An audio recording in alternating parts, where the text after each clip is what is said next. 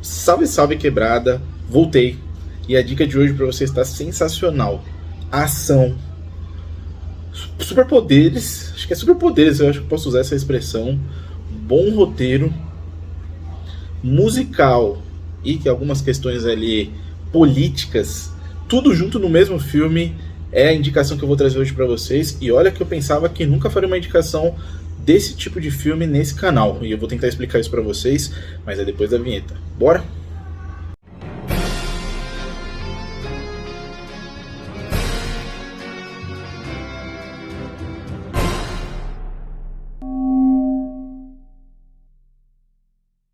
Salve, salve quebrada, pode chegar, você está no seu canal de conteúdo nerd e todos os dias eu vou tentar voltar a ficar aqui com vocês todos os dias para falar sobre filmes, séries e animes. E se vocês deram uma olhada, eu estou num cenário um pouco diferente, estou me adaptando. Faz um tempo que eu venho conversando com vocês que eu estou fazendo uma mudança e essa mudança realmente está rolando, tá? Isso não é brincadeira, não é fake news.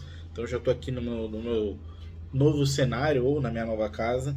E a primeira indicação que eu vou trazer para vocês é um filme assim incrível, incrivelmente incrível. Eu já trouxe uma indicação para vocês aqui de um filme louco que tinha na Netflix, que alguns de vocês até me agradeceram dessa indicação. E o filme que eu vou trazer hoje para vocês se chama RRR, que seria mais ou menos Revolta, Rebelião e Revolução. É um filme assim que eu não esperava trazer nesse canal, porque o meu público que está aqui, a maior parte dos vídeos, né, que eu posto, que dá muita visualização, são os vídeos de anime e os filmes de super-herói. Disparadamente, o que mais atrai público para cá. E esse filme ele é indiano. E, puta, cara, assim, eu já tinha separado esse filme, ele saiu no ano passado, para vocês terem noção.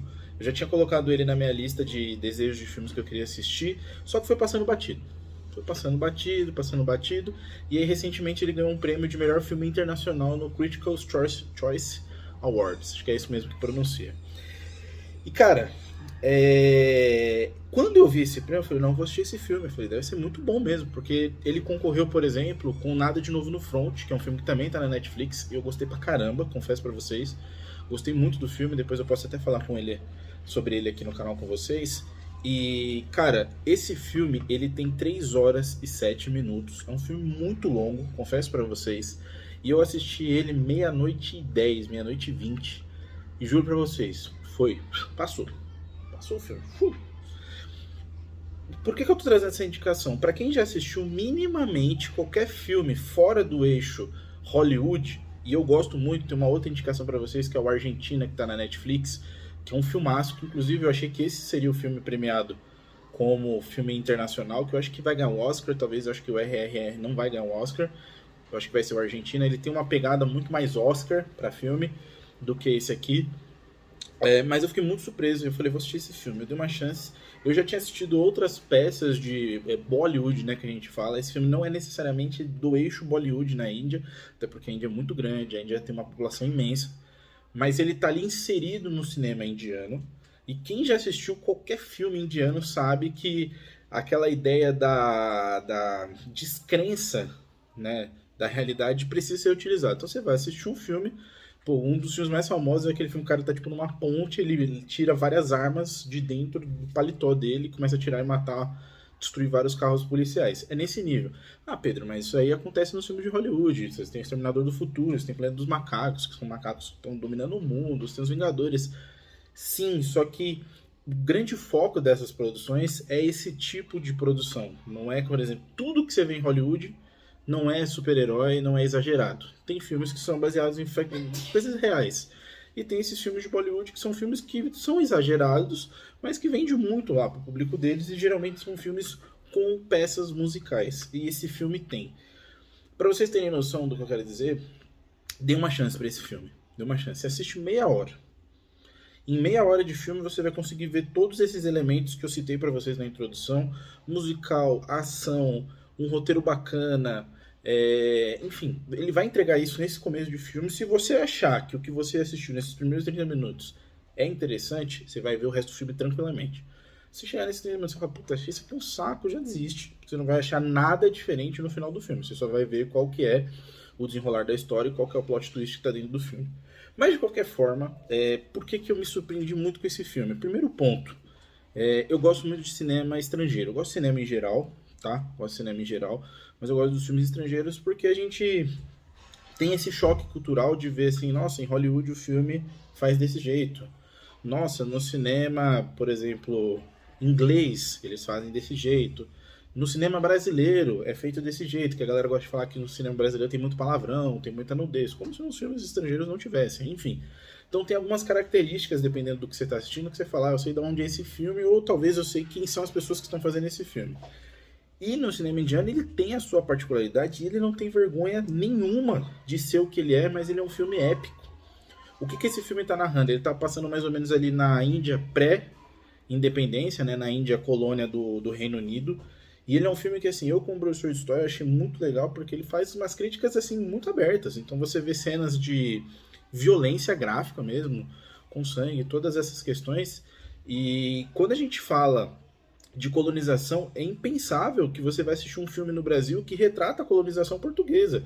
O português olhando para uma pessoa negra, chamando ele de macaco, de inútil, de subgênero. A violência mostrada, o que a gente vê do período colonial? Que era uma coisa muito legal. A gente vê a novela das 6, a novela das 7, né, as novelas de época. Sempre tem aquele pano de fundo, ó, tinha escravidão. A escravidão aconteceu no Brasil.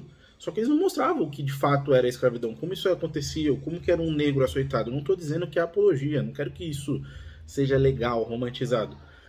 Mas só é possível produzir o espanto àquilo se isso for mostrado. Então todo mundo aqui provavelmente já assistiu de O Menino do Pijama Listrado, já assistiu ou leu um livro sobre o Holocausto, o Diário de Anne Frank, e sente horror daquilo porque nunca foi escondido ou nunca foi suavizado. Você consegue imaginar que um filme brasileiro vai mostrar negros matando homens brancos portugueses? Não dá pra pensar nisso. E esse filme faz isso, ele mostra que o povo indiano tinha muita raiva da colonização inglesa e que eles tentavam se libertar a todo em qualquer instante disso, até porque o próprio nome do filme fala sobre essa questão. E aí você vai ter dois personagens que eu confesso que no começo do filme, um ali eu falei, ele vai pra esse caminho aqui, clichêzão, e depois ele muda isso, né? O primeiro personagem é vivido por um cara, eu talvez não saiba pronunciar o nome correto, né? Mas é o Ram Charan, né? Ele vai viver um personagem que chama Raman. E a primeira cena desse cara, assim, é algo surreal, tá? Tipo, assim, o governo britânico tá dentro de uma instalação e aí tem um cara que ataca uma pedra e essa pedra, ela cai direto no governador-geral, né, da coroa inglesa. Pra eles aquilo lá é como se fosse uma ofensa. Como assim esses... Eles chamam no filme de marrons. Olha que loucura. Eu falo assim, aquele marrom ali fez isso aqui. Aí ele manda os soldados irem pegar esse cara. E aí, mano, tipo, tava assim, lotado de gente em volta desse lugar. Os soldados ficaram, tipo, um olhando pro outro, mano, não tem como pegar esse cara. Primeiro que ele tava, tipo, muito longe e tinha muita gente. Ou eles iam ter que descer o cacete em todo mundo, ou eles iam pegar esse cara.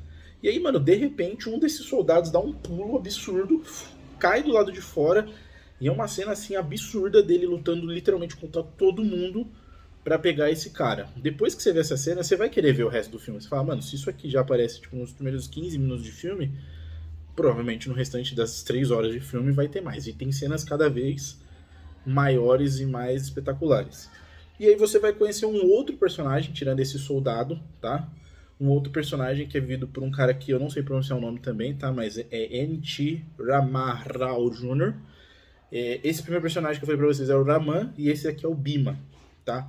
Inclusive no final do filme eu não sei se eu vou dar esse spoiler. Vou pensar aqui, a gente vai conversando sobre isso.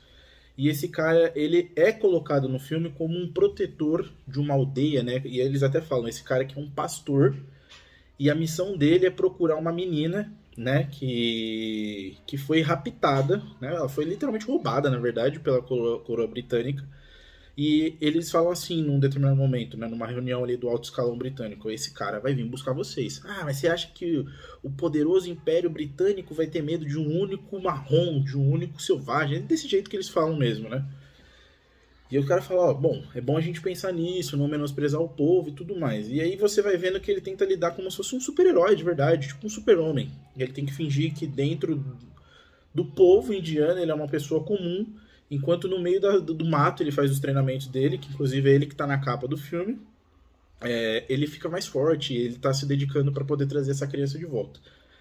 E o filme trabalha com o núcleo deste personagem, o Bhima, e do Raman. E é muito bom. As duas histórias têm um plot twist no final do filme que é muito legal, que você fica até revoltado. Quando tá assistindo o filme, eu falei, não acredito que vai acontecer isso. Eu pausei, aí eu vi que o filme tava ali mais ou menos em 1h30. Eu falei, então tem muita coisa aqui ainda que vai rolar, porque eu tinha ficado bravo mesmo. E pra minha curiosidade, eu fui olhar no Rotten, né? Vou até colocar a foto aqui pra vocês. A nota do filme ela é muito alta. Ela tá, se eu não me engano, 95% de crítica geral. E acho que tá entre 94% e 96% do público. A gente tá falando de um filme indiano de 3 horas, saca? E no IMDB, que eu acho que é um veículo de pontuações ou de avaliações de produções cinematográficas mais criterioso e de mais credibilidade que o Rotten, tá com 7.9. Pô, você pega grandes produções de Hollywood, você pega, por exemplo, teve agora a Babilônia, tá com muito menos, saca? 7.9 no IMDB, eu entendo que é uma nota bacana, bem bacana. E aí o que esse filme faz? Esses personagens começam a se interagir, cada um com a sua própria motivação, cada um querendo combater o governo dentro do que pode. E tem esse policial que eu falei pra vocês que o cara é tipo como se fosse um grande vilão, uma máquina de matar. E aí o filme vai dando muitas alfinetadas nessa questão colonial, o quanto eles interferiram no desenvolvimento da Índia.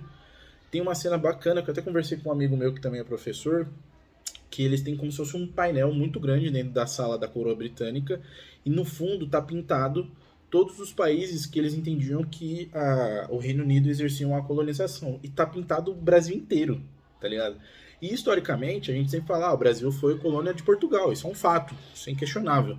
Só que quando você olha o contexto daquele período, você consegue ver que a Inglaterra, ou o Reino Unido, exercia uma influência muito grande no governo brasileiro. Inclusive o Brasil abole a escravidão por pressão inglesa. Né? Já tinha acontecido a Revolução Industrial, não dava mais para ter a mão de obra escrava, precisava ter uma mão de obra assalariada para consumir os produtos da Revolução Industrial.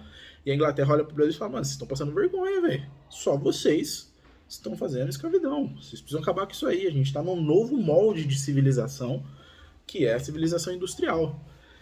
E aí eles fazem as críticas, é tudo assim, o filme, eu senti que eu estava vendo um grande poema no audiovisual, né, no cinema, narrando a história dele. E a parte musical, eu, Pedro, não gosto de musicais, eu já falei isso pra vocês em vídeos anteriores aqui. Só que as músicas, elas são envolventes, são músicas, como que eu posso dizer, tipo, tem gente que não curte funk, a letra, mas gosta da batida, saca? Pra se mexer.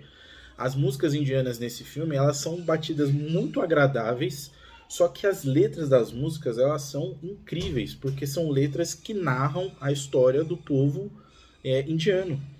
Então tem todo um teor ali histórico, de nacionalização e inclusive de orgulho do povo. E eles falam da luta contra a colônia, eles falam das divindades, né, do panteão de deuses do hinduísmo. E também tem algumas brincadeiras ali. Tem duas grandes cenas musicais, uma bem ali no início do filme, que é musicalizada mesmo, a galera faz coreografia, mas é legal, não é um bagulho tosco, tem um contexto ali pra acontecer, não é tipo assim, pessoas que estão no trânsito parada e de repente estão todas entediadas e começam a dançar, né? Fazer uma grande apresentação no meio da rua, como se todo mundo tivesse ensaiado junto, mas ninguém se conhecesse. Não é nesse nível o filme. E os créditos do filme também são um musical. Então você vê todos os créditos do filme acontecendo em forma musicalizada. E é bem legal. Então quando eu terminei o filme, eu tava assim muito feliz porque eu falei assim, algo diferente, não é comum você ver esse tipo de produção mesclando todos esses gêneros do cinema. Como eu falei pra vocês, tem cena de suspense, tem cena de violência, né, de ação, tem cena musical, tem cena política, então tem tudo dentro desse filme ali e não é nada assim podre. O CGI é bom, isso aqui é um ponto que a gente precisa debater.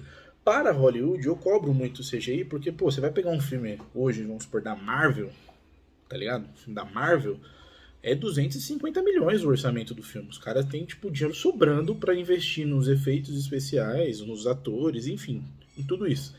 E nesse filme aqui, tudo que não é humano é automaticamente de efeitos especiais, CGI. Então, por exemplo, você vê ali no trailer do filme que aparece um tigre, uma onça.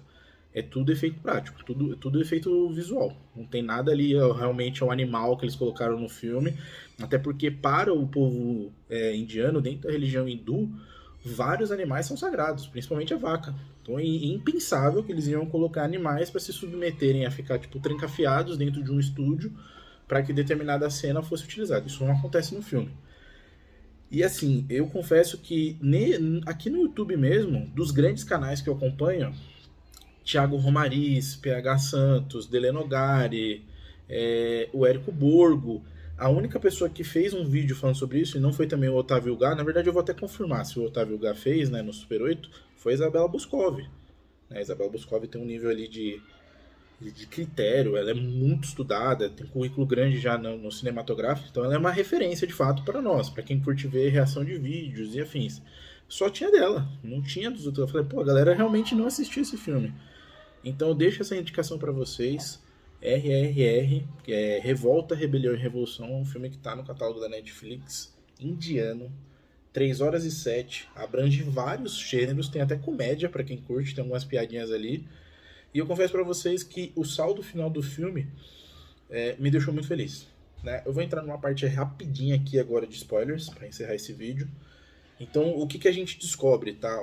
Os dois personagens, eles são duas personificações reais, pessoas que realmente existiram na Índia do período de independência, mas eles nunca se encontraram, tá? Não são personagens que na vida real se encontraram. No filme, obviamente, obra de ficção, eles inclusive são muito amigos. E no final do filme, esses dois personagens, para quem assistiu, por exemplo, Naruto, né? Quem assistiu vai talvez entender isso aqui. O Naruto é uma encarnação de um deus para o povo japonês, no shintoísmo, e o Sasuke é a encarnação de um outro deus para o povo japonês no shintoísmo. Nesse filme, esses dois personagens são duas encarnações de deuses para o povo hindu, né? Então, se vocês jogam depois Raman, vocês vão ver que é um deus, né? Eu até tinha separado isso aqui para vocês. Vou até colocar a definição que está no próprio Google, que vocês acham fácil aqui. É considerado um dos avatares do deus Vishu. E o outro, que é o Bhima, também conhecido como o Terrível, é um lendário guerreiro hindu mencionado nos textos de uma narração épica lá para o povo deles. E aí no final do filme você fala assim, pô, que bagulho clichê, porque um dos personagens pega um arco e dispara chamas com fogo, flechas com fogo, e o outro, tipo, anda na água, né? E o filme todo trabalha essa questão de um ser o fogo, do outro ser a água, e você descobre que aquele personagem que eu citei para vocês no começo do filme, né, que era o militar, ele era filho de um líder revolucionário, tá? Que matava os colonizadores ingleses. E o pai dele foi assassinado na frente dele. Na verdade, ele matou o pai que estava cheio de bombas para matar os soldados que estavam atirando na vila. E antes disso, os soldados mataram a mãe dele e mataram também o irmãozinho dele. Inclusive, uma cena muito chocante, você vê uma criança levando um tiro. O filme mostra isso, não tem vergonha nenhuma de mostrar. E aí você vê que esse personagem ele se molda pelo ódio, enquanto o outro se molda pelo amor. É clichê? Mas vários filmes de Hollywood fazem isso, vários animes fazem isso e ninguém reclama, todo mundo acha muito legal. E aí, qual que é a motivação dele? O pai dele fala que ele vai ter que entregar uma arma para cada pessoa da vila, para que essas pessoas possam lutar pela sua própria liberdade. O que ele decide fazer? Se tornar o melhor soldado da colônia britânica para conseguir a confiança deles e de dentro ele armar um golpe de estado. Só que nesse desencontrar aí dos personagens, ele acaba descobrindo que a única chance dele subir de patente, já que ele era indiano, ele não era uma pessoa branca da colônia britânica, ele precisaria encontrar o tal do pastor que estava buscando uma das ovelhas que tinham sido raptadas, que é o amigo dele, o Bhima. Então o filme vai trabalhando essa dualidade de amizade, enquanto um tá cuidando da vila, o outro tá procurando um personagem que ele ainda não sabe quem é, que é o melhor amigo dele, mas ele achava que era uma outra pessoa nessa jornada. E é muito legal, gente, de verdade, é um filme muito legal. E assista um filme. Se você não gostar, não tem problema, você vem aqui e fala, Pedro, perdi 3 horas da minha vida. Se você gostar, você pode vir aqui e falar, Pedro, muito obrigado pela indicação, gostei muito de ver uma cultura diferente, roupas diferentes, inclusive no Pantera Negra ganhou também, né, melhor figurino no Critical Choice Awards. E o figurino desse filme é maravilhoso, porque a gente está muito acostumado com a vestimenta do Ocidente, né? Terno, essas roupas da Shein, essas paradas todas aí. Lá as roupas são todas muito coloridas, são véus. Então, assim, é um filme muito grandioso, tá? Assista esse filme, não se esqueça de sair desse vídeo antes de deixar a curtida, se inscrever no meu canal, ativar o sininho. Assim que eu postar um vídeo, vai chegar uma notificação avisando que tem vídeo novo aqui no Quebrada Geek para você. Valeu!